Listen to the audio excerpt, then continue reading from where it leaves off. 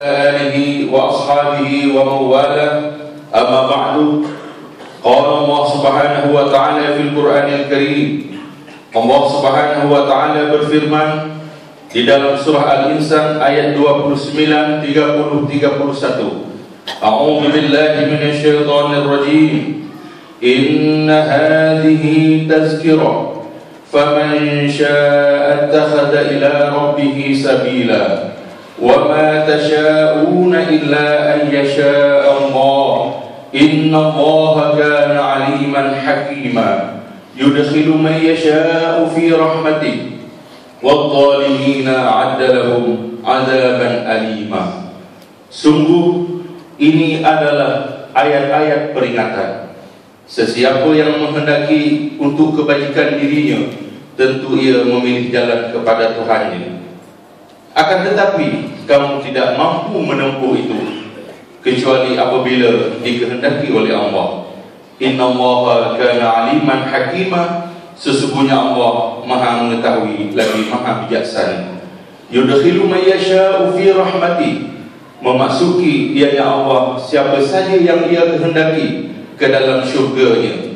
Wadh-dhalimina a'adda lahum 'adzaban alima. Adapun orang yang zalim, Dia menyediakan bagi mereka suatu azab yang pedih. Sadaqallahul azim wa sadaqa rasuluhun nabiyyul karim wa nahnu ala dzalika minasyahidin wasyakirin walhamdulillahi rabbil alamin. Yang saya muliakan dan yang dikasihi Tuan Pengurusi serta ahli jawatan kuasa surau Nurul Ikhlas, yang saya muliakan Tuan Imam, Tuan Bilal serta ahli jamaah sekalian, yang sangat saya muliakan guru saya. Bersama-sama dengan saya sangat seronok dekat beliau pada malam ini, yaitu Haji Anis Muhammad Saleh. Beliau telah banyak membantu saya di Aceh, bangunkan pondok di Aceh. Dan pada malam ini izinkanlah saya menghadiahkan Quran Al-Wasi, ini khat Osmani, edisi terbaru kepada pihak surau yang sengaja kami bawa dari sana. Dan dalam hal ini saya minta kesediaan guru saya Haji Anis untuk menerimanya, selanjutnya diserahkan kepada EJK Surau. Silakan.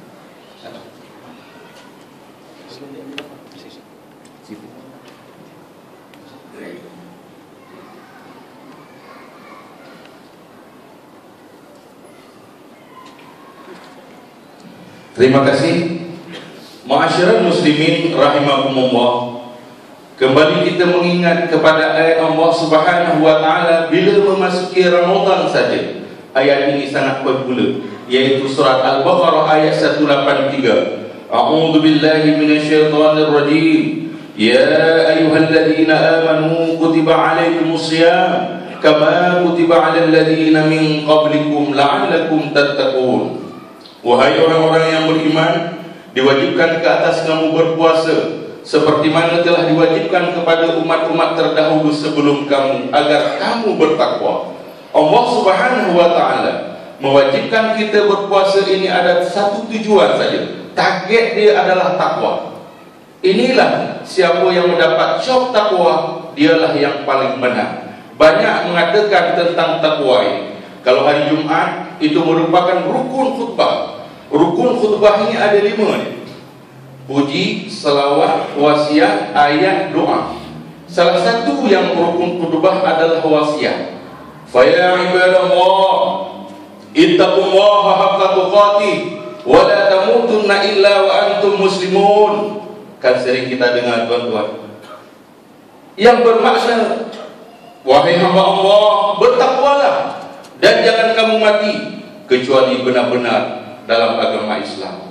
Di dalam surah An-Naba, Allah Subhanahu wa taala berfirman di dalam surah An-Naba ayat 31, innalil muttaqina mafaza. Sesungguhnya hanya orang yang bertakwalah yang mendapat kemenangan. Di dalam surah Al-Hujurat ayat 13, inna akramakum indallahi atqakum. Sesungguhnya yang paling mulia di antara kamu ialah siapa yang paling takwa. Sebenarnya ada apa dengan bertakwa ini? Takwa ini ia merupakan lesson masuk syurga. Layak atau tidak layaknya seseorang itu masuk syurga, dia kena ada at-taqwa.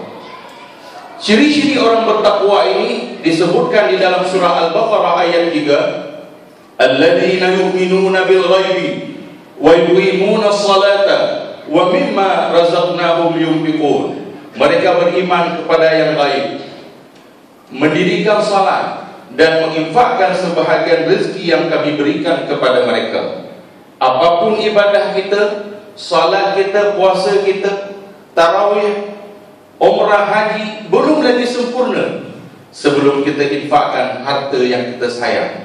Dalilnya di dalam surah Ali Imran ayat 92. Lan tanalul birra hatta tunfiqu mimma tuhibbun wa ma tunfiqu min syai'in fa inna Allaha bihi alim. Kamu sekali-kali tidak akan sampai kepada kebajikan yang sempurna sebelum kamu infakkan harta yang kamu sayang. Dan apa saja yang kamu infakkan itu, sungguh Allah Maha mengetahui. Kita kena bawa duit, kena bawa sedekah siang malam sepanjang Ramadan, baik malam ataupun siang.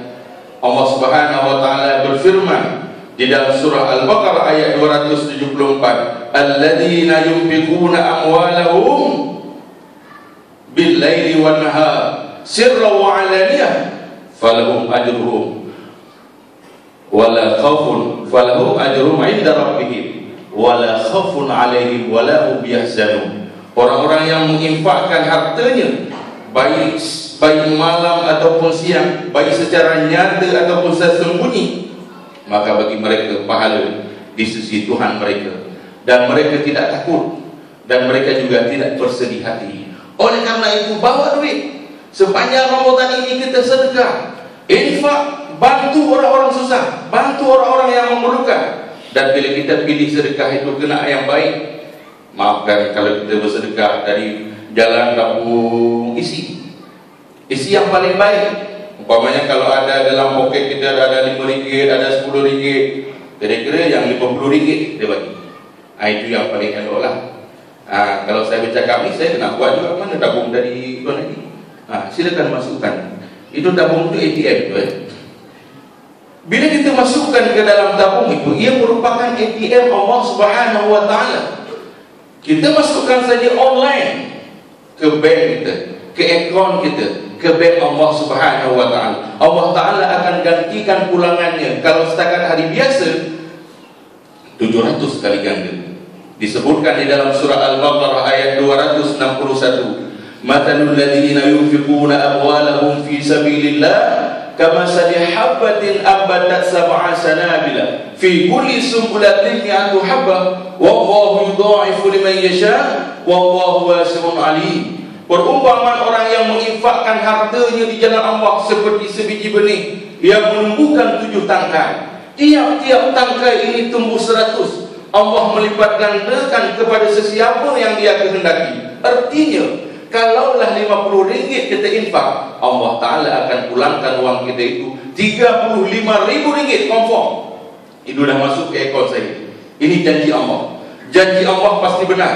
Di dalam surah Az-Zariyat ayat 5, innama tu'aduna lasadiq. Sesungguhnya apa yang dijanjikan kepada kamu pasti benar. Cakap orang Aceh, solely that which you have been promised is true. Ma'asyiral muslimin rahimakumullah, maafkan saya, bukan saya saja nak tunjuk duit. Ini adalah motivasi. Sebenarnya hukum tunjuk duit ini boleh digalakkan. Siapa yang belanja moreh RM1.000, RM5.000, tulis di papan kenyataan, itu digalakkan. Ini ada dalilnya di dalam surah Al-Baqarah ayat 271. In tubdus sadaqati fa ni'mahi wa in tukhfuha wa tu'tuha al-fuqara fa huwa khairul lakum wa yukaffiru 'ankum min sayi'atikum wallahu bima ta'maluna khabir. Jika kamu tunjukkan sedekahmu, itu adalah baik.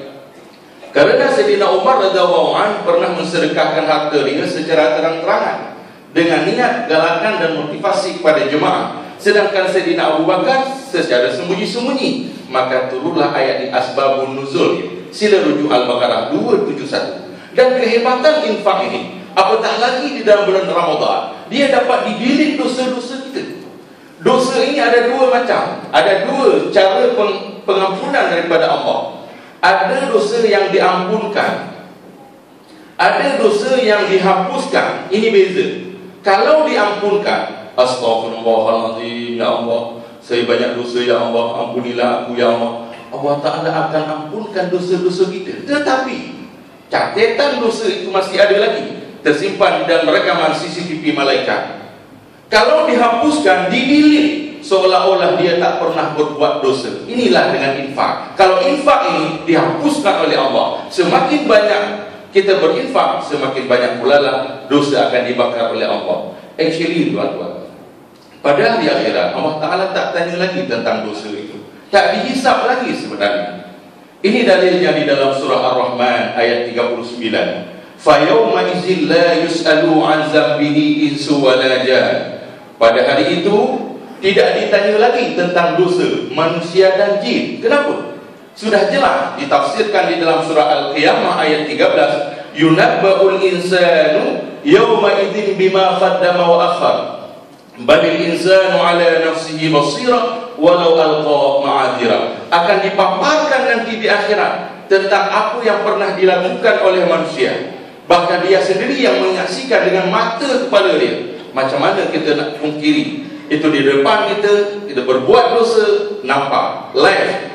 3 dimensi. Kalau 3 dimensi bisa kita lihat rupanya, bisa kita dengar, juga bisa kita pegang. Bukan macam kita tengok televisi atau tonton televisyen, itu 2 dimensi. Bisa kita dengar suara, bisa kita tengok rupanya, tetapi tidak bisa kita pegang. Oleh karena itu Allah Ta'ala sayang kepada kita. Jangan malu nanti di akhirat. Berbanyak-kala infak agar dibakar dosa oleh Allah Subhanahu wa Ta'ala. Ma'asyiral muslimin muslimat rahimakumullah. Bulan Ramadan ini merupakan bulan penyelesaian masalah.